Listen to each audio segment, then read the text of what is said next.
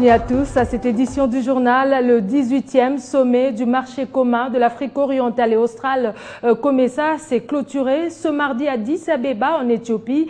Pendant 2 jours, les chefs d'État et des gouvernements ont abordé les questions liées à l'industrialisation inclusive et durable dans la sous-région. Le chef de l'État, Joseph Kabila, qui a présidé l'organisation durant une année, a passé le bâton de commandement au Premier ministre éthiopien Hailemariam Desalegn. Plus de 10 chefs d'État et de gouvernement ont assisté au sommet et ont participé à une table ronde sur le thème industrialisation solidaire et durable.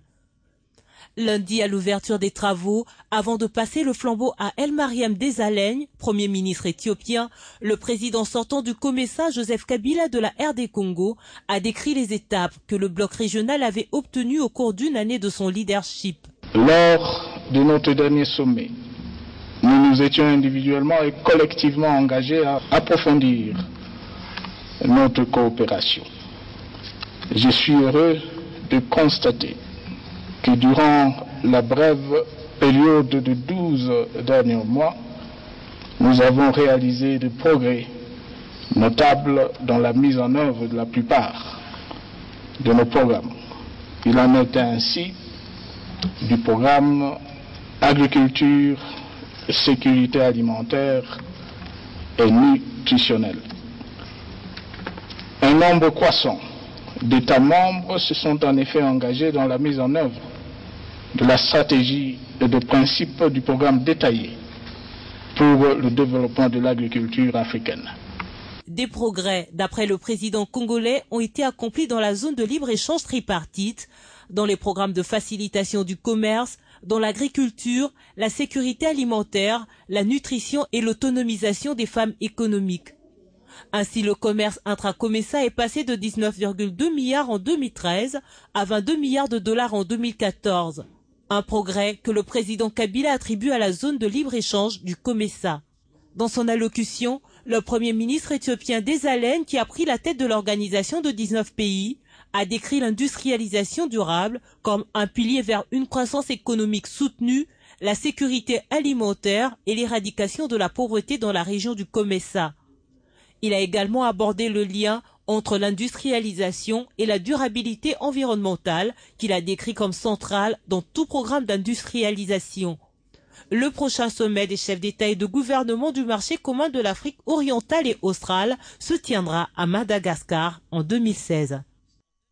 À l'Assemblée nationale, sensibilisation des députés nationaux sur les normes internationales à la protection et l'assistance aux personnes déplacées internes. C'est l'objectif des assises tenues ce mardi au Palais du Peuple dans la salle de banquet. Cet atelier a été précédé par l'audience accordée à la délégation du HCR par Robin Minaco.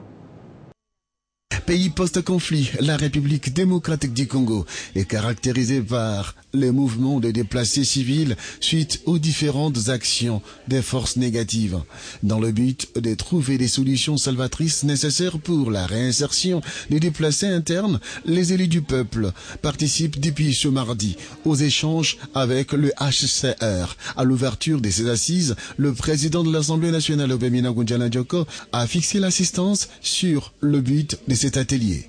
Au-delà de la protection normative, des mesures sociales idoines devraient être prises par les organes ou structures compétentes afin de soulager tant soit peu les conditions de vie difficiles de ses compatriotes. Les apports de nos partenaires bilatéraux et multilatéraux sont à saluer à juste titre. Comment atteindre l'objectif assigné à ces assises? Il faut voter une loi nationale pour organiser la prise en charge de ces personnes par le pays. Et c'est très important et c'est le rôle des parlementaires de le faire. Bien avant, la délégation du HCR a été reçue en audience par les speakers de la Chambre basse du Parlement congolais au Palais du Peuple. La République démocratique du Congo fait preuve de beaucoup de courage et d'engagement pour pouvoir régler cette question. Les députés nationaux ont un rôle capital pour catalyser cette action et s'assurer que les moyens soient mis à disposition. Et quand elle se réfugie dans son propre pays, dans leur propre pays, la responsabilité de l'État est entamée. S'agissant des violences sexuelles, la communauté internationale est satisfaite de l'évolution de la situation de la femme et de la jeune fille en RDC. Une assurance donnée ce mardi au Premier ministre par l'envoyé spécial du secrétaire général de l'ONU chargé des violences sexuelles en zone de conflit. Suivez. Madame Bangoura est venue parler avec Matata Ponyo, le Premier ministre de la République démocratique du Congo, de la sortie aujourd'hui à New York, aux États-Unis, du rapport mondial sur les violences faites à la femme en temps des conflits, un rapport mettant en exergue les efforts consentis par la République démocratique du Congo en cette matière. La diplomate onusienne a annoncé à Matata Ponyo le plébiscite du Congo-Kinshasa comme bon exemple en termes de respect, d'engagement. We've made tremendous progress. Nous avons fait des progrès énormes et nous avons pris des actions très importantes. One of which is L'une, the appointment c'est la Ms. désignation Mabunda de Madame to Janine specifically focus on this Mabunda issue pour s'occuper de manière and spécifique report to the sur ces problèmes president. et faire rapport au président de la République. Juste après, le Premier ministre a conféré avec l'ambassadeur de France à Kinshasa. Matata Ponyo et Luc Alade ont évoqué le dossier lié au déplacement prochain à Paris en France du chef du gouvernement congolais. Le diplomate français voudrait voir cette visite de travail produire des effets escomptés. Hier soir, Matata Ponyo a présidé la réunion de la Troïka stratégique du gouvernement. La Troïka qui, du reste, s'est réjoui de la bonne tenue des finances publiques et du maintien de la croissance au Congo-Kinshasa.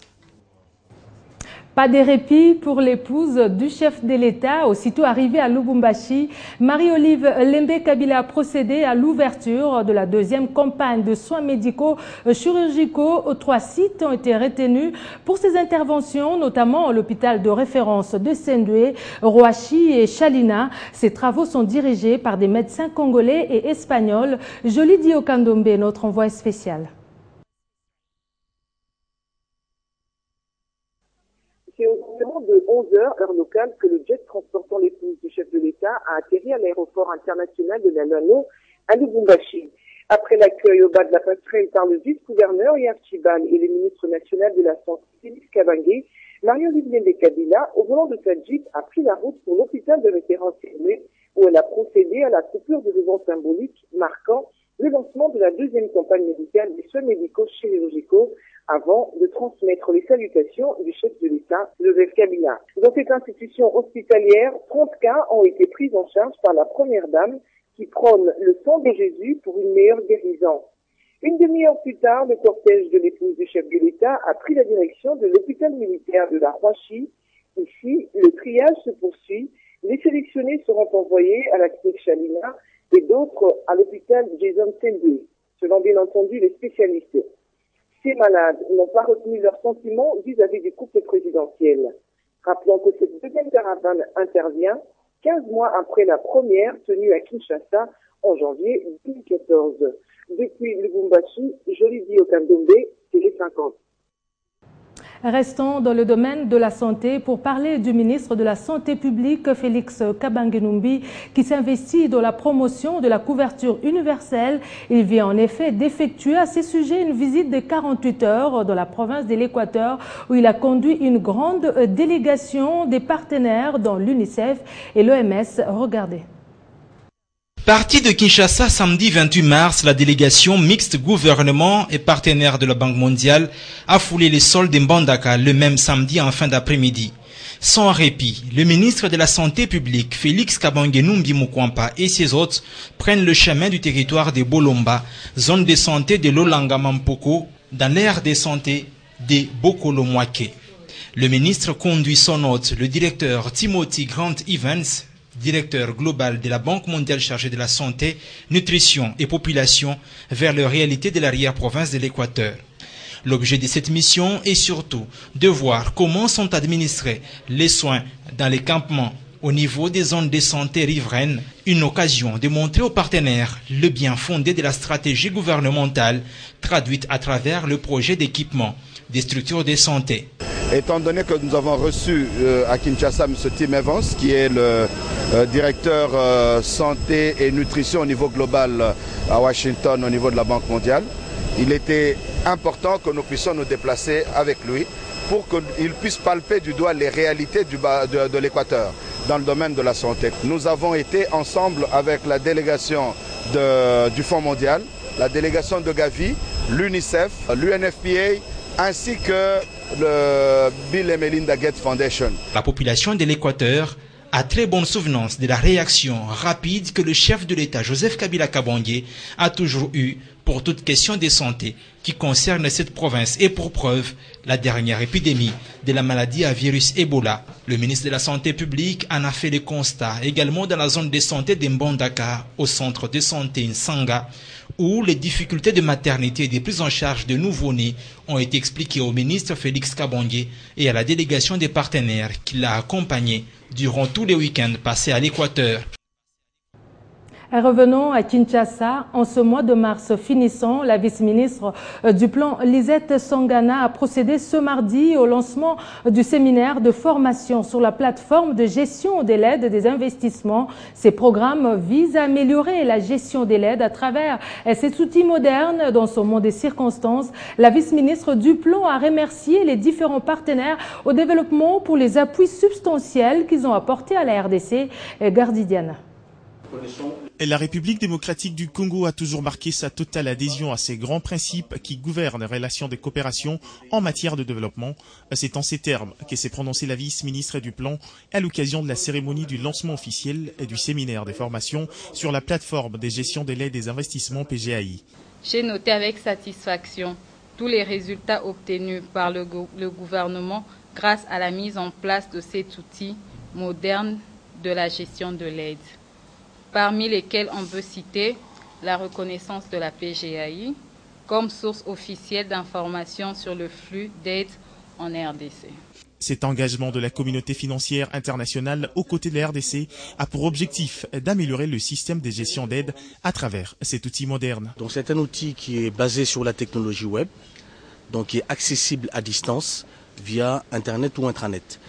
Donc la transparence de l'aide veut que justement tout le monde puisse avoir accès aux informations sur l'aide. Très souvent, la population se pose la question, quel est l'impact des interventions des bailleurs de fonds dans notre pays? Donc c'est la raison pour laquelle en janvier 2008, le gouvernement avait décidé justement de mettre en place cet outil qui lui permet d'améliorer l'efficacité de l'aide dans notre pays et qui permet à tous les acteurs, à la population de pouvoir accéder aux données sur les interventions des bailleurs de fonds pour pouvoir justement demander des comptes au gouvernement. Consciente des défis non négligeables auxquels fait face la PGAI et soucieuse de voir l'aboutissement des résultats escomptés à l'issue de ces séminaires, Lisette Sangana promet de remonter les difficultés rencontrées auprès du ministre du Plan Olivier Kamitatou, afin que les solutions durables et idoines soient prises pour rationaliser le fonctionnement de cet outil. Pour clôturer le mois de la femme en beauté, l'Union des journalistes et communicateurs en santé a organisé un vidéoforum sur l'autonomisation de la femme dans la politique en collaboration avec l'ambassade d'Égypte en République démocratique du Congo. C'était ce 31 mars. C'est Agnès Kamba, première vice-présidente de l'Union des journalistes et communicateurs en santé, qui a conduit la délégation de ces structures.